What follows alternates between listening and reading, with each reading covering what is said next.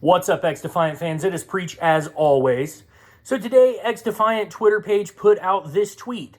As we near launch, wanted to take some time to talk about matchmaking and how we use it to make for a great multiplayer experience. So before we jump into the actual article attached to this tweet, if you guys like this video, smash that thumbs up button, subscribe if you're new here, and turn those bell notifications on if you want to know every time I post a new video. Now, this article is probably my favorite article ever posted by the developers of a video game of all time because they are talking about matchmaking, and it is something that I have wanted to hear for a long time. And if you don't already know, Mark Rubin, XDefiant, Aches, everybody involved has been very transparent and wanted to keep us in the loop with everything about this game, and matchmaking has been a big deal part of this. So I'm going to read you guys this article and explain to you guys my thoughts on it. So, matchmaking in XDefiant. As we get closer to our long-awaited launch, we wanted to take some time to outline matchmaking systems in XDefiant.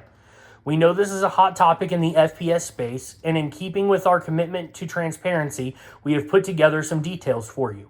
The most important thing to know is there is no skill-based matchmaking in our casual playlist. We believe that no SBMM is paramount to a fun and varied game experience in the long term. Frankly, skill-based matchmaking means every casual game is repetitive, constantly repeating matches that are just as stressful and matched as ranked. We believe casual playlists should be fun, and no SBMM is the way to do that. If you want that competitive, every second counts, go all-out playstyle, you'll find our ranked mode to your liking. Matchmaking factors. Each playlist will prioritize different factors when finding you a match. These factors are sorted based on the intended gameplay experience for the individual playlist. In short, casual play matchmaking puts a priority on fast connection times. It will try to match latency and regions where possible. In ranked play, matchmaking prioritizes quality matches. It will wait longer for appropriate players. It is segmented by rank levels and will only matchmake players within rank range. It also employs latency and region preferences where possible. Ranked play will be added in a future season to make sure to keep your skills sharp in casual play until then. The complete list below in descending order of priority. For casual play, number 1 priority is latency, preferring similar pings. Number 2 priority is avoided players. So what this does is it restricts matchmaking between any players that are currently avoiding each other through muting, blocking, things of that nature. Number 3 is party size, so it prefers to match parties against other parties of a similar size. Region, so it prefers to matchmake players from the same region or in the same language-speaking region. And then input device, it prefers players using the same input method. And then 6th and last in this is it prefers players using the same platform, a la PC with PC, Xbox with Xbox, PlayStation with PlayStation. But that is 6th, with latency being first. For ranked play, this is a little different. Number 1 in ranked play is your ranked points, or RP. It only matches you within an acceptable rank range. So you're playing other people your same or similar rank. Number 2 is latency. So number 2 is your ping system in ranked play. Number 3 is party size, again, matching you against squads of similar size. Number 4 is your region, players of the same region or language. Number 5 is your input device again. And number 6 is the platform you're playing on again. So really the big difference between ranked and casual play is that it just makes your rank itself prioritize above latency, but then everything else seems to be in a similar order. Additional info on this: team balancing.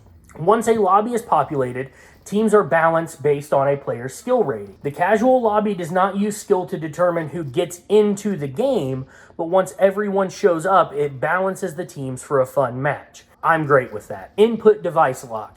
Some playlists will enforce input device locking, such as ranked.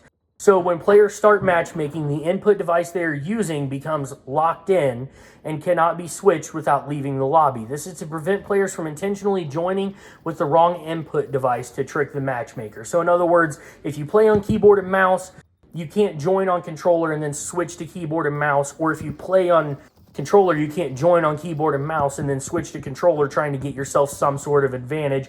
Whatever you enter the game with, that's what you're playing with. Lobby persistence is the next thing. In casual playlists, the default behavior of lobbies is to persist between matches. We love this. This means subsequent games will often include the same players from the previous match.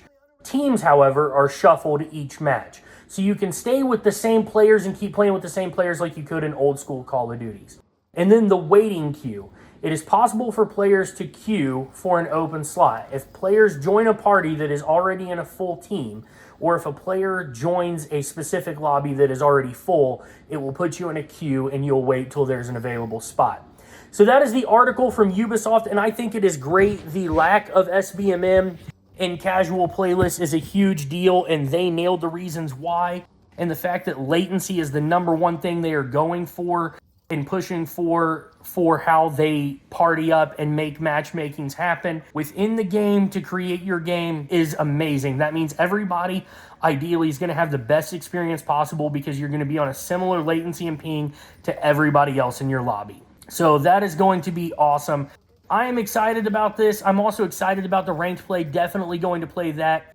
But more than anything, I'm really excited about the transparency. They're willing to talk about this stuff, willing to address something before the game even launches that it took Call of Duty years to address and are probably still lying to us about it right now, and certainly not willing to come off the hill that they are currently on with strong SBMM.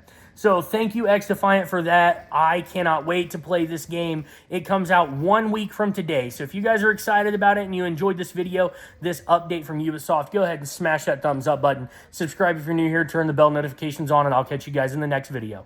Preach out.